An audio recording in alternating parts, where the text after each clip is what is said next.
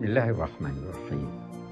Saudara pemirsa, kalau kita berbicara tentang toleransi, salah satu yang perlu digarisbawahi dan disyukuri adalah bahwa Allah Subhanahu wa Ta'ala, Tuhan yang Maha Esa, telah menganugerahi kita potensi agar mampu bertoleransi. Itu terdapat dalam diri setiap insan, dan itu ditunjuk oleh kata insan atau insan. Kata insan itu bisa terambil dari kata uns. Uns itu berarti harmoni. Karena insan atau manusia akan merasa senang dan memiliki ikatan dan hubungan harmonis dengan sesamanya manusia.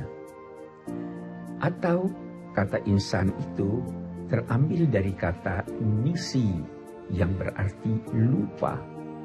Allah menganugerahi kita potensi lupa antara lain agar kita melupakan kesalahan-kesalahan orang.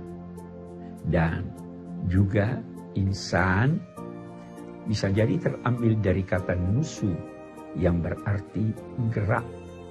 Sehingga manusia itu baru dinamai manusia kalau dia bergerak positif. Saudara, semua manusia bisa lupa, bisa salah. Ada orang-orang yang enggan bertoleransi dan memaafkan. Mereka itu lupa atau tidak sadar bahwa sebenarnya membalas dendam itu merugikan manusia. Bukan saja merugikan karena dia tidak mendapat teman baru, tapi merugikannya karena dia akan terpaku dan terus mengingat kesalahan orang sehingga tidak dapat melakukan kegiatan-kegiatan positif atau terhambat untuk melakukannya.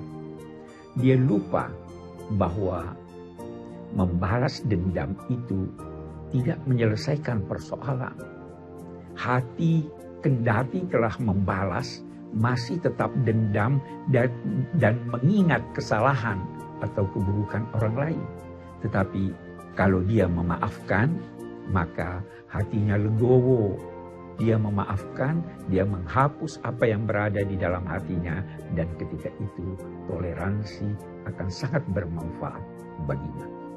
Saudara, semua manusia bisa bersalah.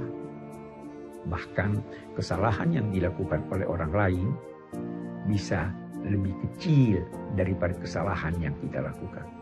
Hal kedua yang perlu digarisbawahi dalam konteks toleransi bahwa kita semua adalah manusia. Manusia adalah makhluk yang sangat terhormat. Saudara, dalam Perjanjian Lama dikatakan bahwa Tuhan menciptakan manusia sesuai petanya. Dalam hadis ada diriwayatkan bahwa Nabi bersabda, "Innallaha khalaqa Adam ala suratihi." Dalam arti Adam diciptakan Tuhan sesuai petanya.